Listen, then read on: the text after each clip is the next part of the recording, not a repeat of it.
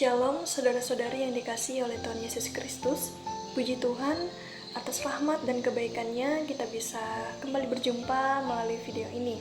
Saya berdoa dimanapun saudara-saudari berada saat ini, damai sejahtera dan perlindungan Tuhan selalu menyertai kehidupan saudara-saudari sekalian.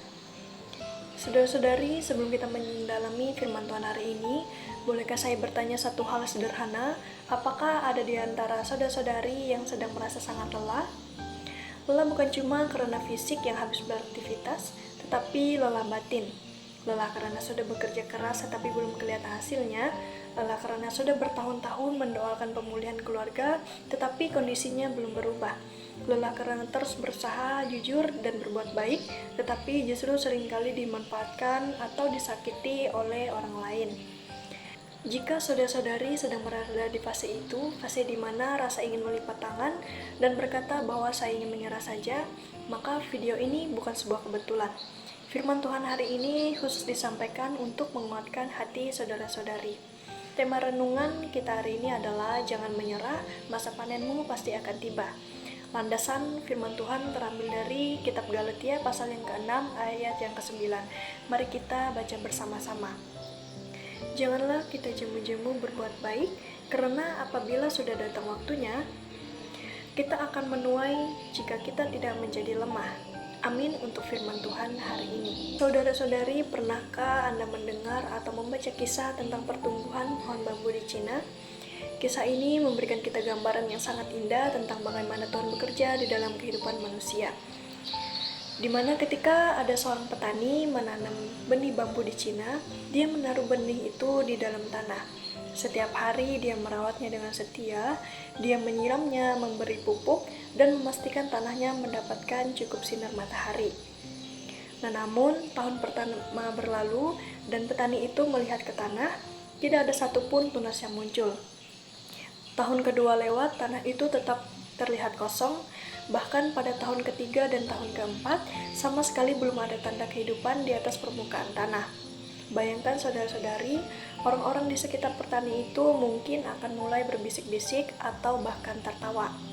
Mereka akan berkata bahwa petani ini buang-buang waktu saja dan tenaga, usahanya juga akan sia-sia, dan untuk apa menyiram tanah kosong selama 4 tahun. Nah, tetapi perhatikan apa yang terjadi ketika memasuki tahun kelima, sesuatu yang menakjubkan terjadi. Hanya dalam waktu kurang dari 6 minggu, tunas bambu itu mendobrak permukaan tanah dan tumbuh menjulang tinggi hingga lebih 20 meter. Pertanyaannya, saudara-saudari, apakah bambu itu baru tumbuh di tahun kelima? Jawabannya adalah tidak. Dan selama 4 tahun pertama, di saat matanya manusia tidak melihat perkembangan apapun di atas tanah itu, di dalam tanah sana bambu itu bekerja dengan keras. Dia menumbuhkan dan menguatkan akarnya jauh menancap ke dalam bumi. Mengapa? Karena tanpa pondasi akar yang dalam dan kuat selama 4 tahun itu, batang bambu setinggi 20 meter ini di tahun kelima akan langsung roboh ketika diterpa angin kencang. Nah, saudara-saudari, kehidupan iman kita seringkali persis seperti proses bambu Cina itu. Saudara-saudari mungkin sudah berdoa bertahun-tahun untuk pasangan hidup, anak, atau orang tua, tetapi belum ada tanda-tanda perubahan, bekerja dengan jujur dan integritas di tempat kerja, tetapi justru orang yang berbuat curang yang kelihatan lebih cepat sukses dan naik jabatan. Nah, saudara-saudari sudah setia juga melayani serta belajar di bangku kuliah, setia membangun usaha, tetapi masalah demi masalah seolah tidak ada habisnya. Lalu, batin kita juga mulai berbisik dan bertanya, untuk apa saya bertahan dan untuk apa saya terus berbuat baik kalau tidak ada hasilnya? Nah, jika saudara-saudari berada di titik itu hari ini, dengarkanlah firman Tuhan, jangan menyerah. Apa yang tidak terlihat di mata manusia bukan berarti Tuhan tidak sedang bekerja. Di masa-masa penantianmu, Tuhan sedang menguatkan akar imanmu, dan di masa panenmu pasti akan tiba pada waktunya. Mari kita bedah dan selami lebih dalam 3 kebenaran besar yang terdapat di dalam kitab Galatia pasal yang ke-6 ayat yang ke-9 ini. Kebenaran yang pertama yaitu lelah itu manusiawi, tetapi jangan sampai kita berhenti. Bagian awal ayat 9 menyatakan, janganlah kita jemu-jemu berbuat baik. Nah, saudara-saudari, mari kita perhatikan pilihan dari kata Paulus ini. Paulus tidak menulis, "Janganlah kamu merasa lelah." Paulus tahu betul bahwa selama kita hidup di dunia ini, merasa lelah secara fisik, emosional, dan mental adalah hal yang sangat manusiawi. Yesus pun saat menjadi manusia pernah merasa lelah. Tetapi kata yang dipakai adalah jemu-jemu. Jemu artinya bosan, kapok, tawar hati atau kehilangan semangat, hingga memutuskan untuk melambaikan tangan dan berhenti. Merasa lelah itu normal, boleh menangis, dan sangat boleh untuk beristirahat sejenak.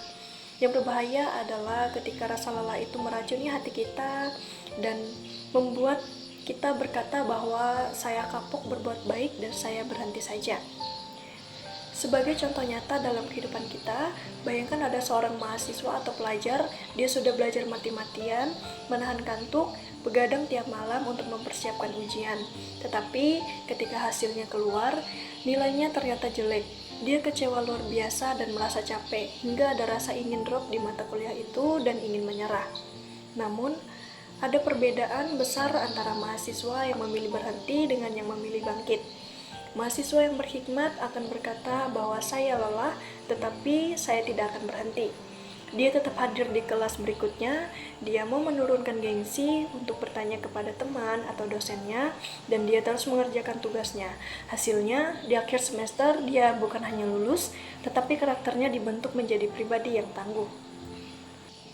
Saudara-saudari, Tuhan tidak pernah menuntut kita untuk selalu tampil kuat tanpa celah. Tuhan hanya meminta kita untuk tidak berhenti berjalan. Ketika saudara-saudari lelah, datanglah pada Tuhan. Ambil waktu beristirahat, namun jangan pernah tinggalkan jalan kebaikan yang sedang saudara-saudari tempuh. Kebenaran yang kedua, hukum tak bertuai di dalam Tuhan itu pasti. Bagian kedua ayat 9 menyatakan, karena apabila sudah datang waktunya, kita akan menuai. Dan perhatikan satu kata kunci di sini, yaitu kata akan. Ayat ini tidak mengatakan bahwa kita mungkin menuai atau semoga kita menuai. Alkitab menggunakan kata akan, dan ini adalah menunjukkan janji setia serta jaminan kepastian dari Allah sendiri. Di dalam sistem dunia, kebaikan saudara-saudari mungkin seringkali dilupakan. Kejujuran saudara-saudari mungkin tidak dihargai oleh atasan. Keramahan dan pengampunan yang saudara-saudari berikan bahkan mungkin dibalas dengan tusukan dari belakang. Tetapi ingatlah prinsip kerajaan Allah, bahwa di dalam Tuhan tidak ada satupun benih kebaikan, doa, air mata, atau pengorbanan yang hilang begitu saja. Tuhan adalah penabur dan pemelihara yang maha adil. Kan ada seorang karyawan di sebuah perusahaan, di sekelilingnya rekan-rekan kerjanya biasa memalsukan nota pengeluaran atau menerima uang suap demi memperkaya diri secara instan. Karyawan ini ditawari hal yang sama, dan jika dia mau, dia bisa mendapatkan uang banyak dalam sekejap. Nah, tetapi karena dia takut akan Tuhan, dia memilih menolak hal itu. Dia memilih hidup lurus, walaupun secara finansial kelihatan ketinggalan dibandingkan teman-temannya. Secara logika manusia, dia terlihat rugi. Namun, benih kejujuran dan integritas yang terus dia tabur setiap hari sedang membangun fondasi yang kekal, yaitu reputasi yang bersih, kepercayaan yang kokoh, dan yang terutama, perlindungan serta penyertaan Tuhan atas keluarganya. Beberapa tahun kemudian, ketika perusahaan mengalami krisis dan mencari sosok yang paling bisa dipercaya untuk memimpin, dialah yang diangkat.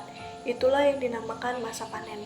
Panen yang didapat dari kejujuran tidak pernah membawa penyesalan. Teruslah menabur kebaikan, saudara-saudari, karena meskipun hari ini belum ada yang mengucapkan terima kasih, ingatlah bahwa catatan Tuhan tidak pernah salah.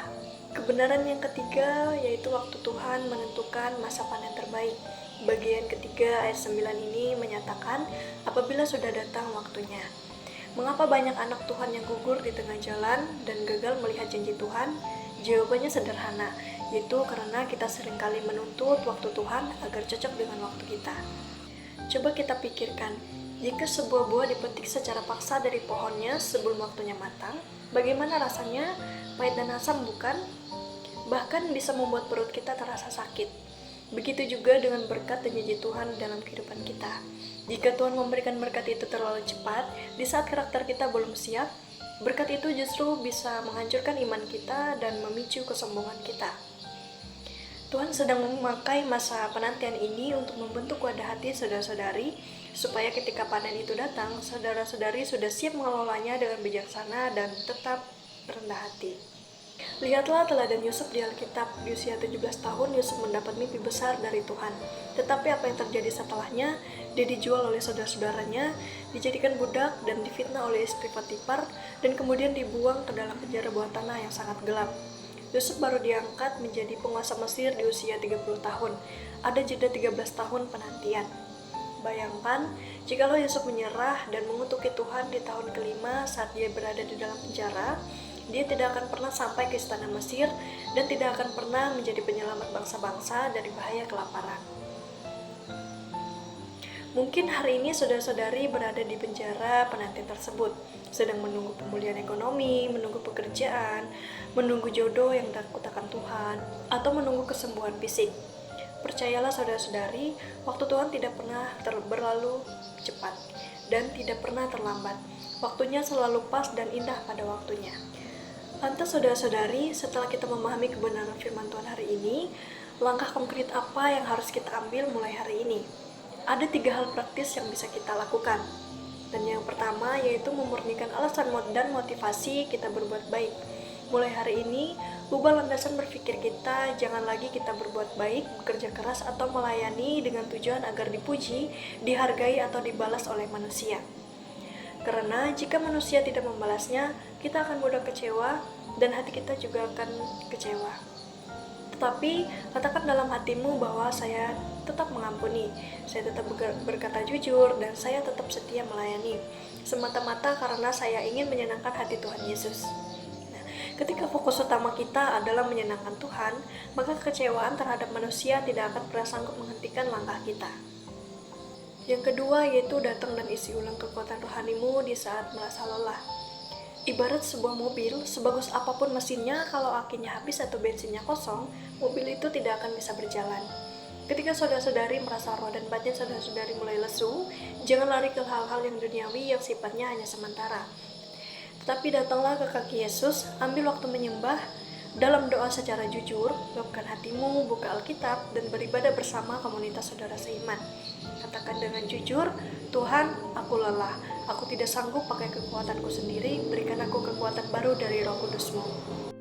Dan yang ketiga yaitu fokus pada langkah kecil hari ini dan tetap setia pada perkara kecil. Seringkali kita menjadi cemas berlebihan karena terlalu pusing memikirkan masa depan 5 atau 10 tahun yang akan datang.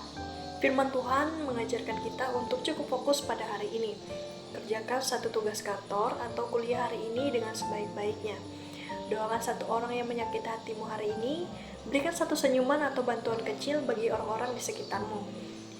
Kesetiaan saudara-saudari dalam mengumpulkan hal-hal kecil setiap hari ini adalah yang pada akhirnya akan merangkai sebuah masa panen yang besar. Saudara-saudari yang terkasih di dalam Kristus, hari ini saya ingin menyampaikan pesan ini sekali lagi ke dalam hatimu. Jangan letakkan cangkulmu dan jangan tinggalkan ladang yang sedang Tuhan percayakan untuk kamu kerjakan. Mungkin saat ini di atas permukaan tanah kehidupanmu belum terlihat tanda-tanda hijau sama sekali dan masih terlihat kering serta gersang.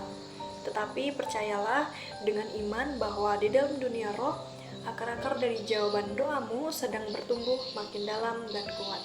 Saudara-saudari yang terkasih di dalam Tuhan Yesus Kristus, hari ini saya ingin menyampaikan pesan sekali lagi ke dalam hatimu. Jangan letakkan cangkulmu dan jangan tinggalkan ladang yang sedang Tuhan percayakan untuk kamu kerjakan. Mungkin saat hari ini di atas permukaan tanah kehidupanmu belum terlihat tanda-tanda hijau sama sekali dan masih kelihatan kering serta gersang. Tapi percayalah dengan iman bahwa di dalam dunia roh, akar-akar dari jawaban doamu sedang bertumbuh makin dalam dan kuat. Masa panenmu tidak membatalkan dirinya sendiri, dan masa panenmu sedang berjalan mendekat kepadamu. Tetaplah bertahan, jangan biarkan hatimu menjadi lemah dan jangan menyerah. Karena tangan perkasa Tuhan Yesus sendiri yang sedang memegang erat tangan kananmu saat ini. Nah, demikian firman Tuhan hari ini. Terima kasih, Shalom.